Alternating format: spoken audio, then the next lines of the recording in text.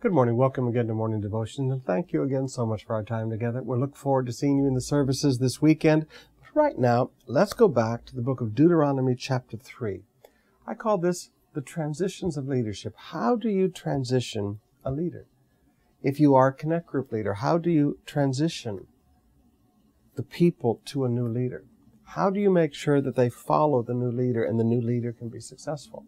If you are a boss and you are being promoted and someone else is taking over your team, how do you transition properly?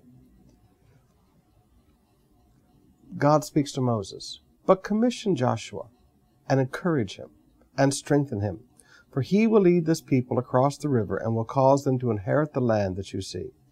Commission, encourage, and strengthen.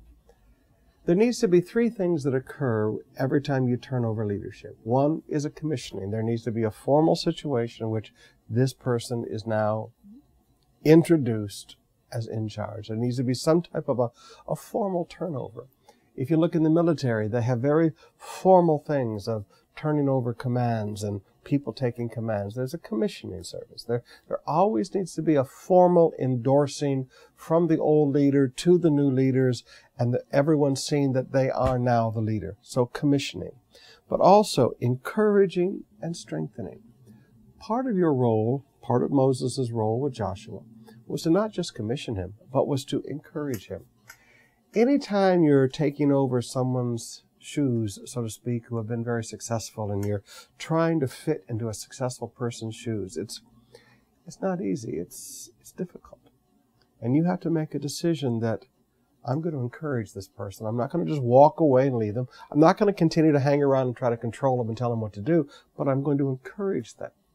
Especially after a few weeks and they've had a few challenges, you encourage them. And then thirdly, you strengthen them. You never say anything that would weaken them.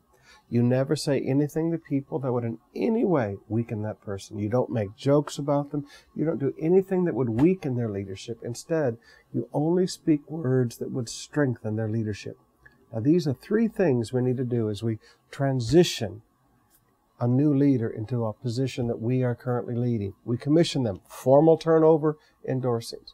We encourage them. We work on them personally and lift their heads and lift their hands, and we strengthen them. We never say words. We never allow our insecurities to put them down in any way, but we only strengthen their position before the people.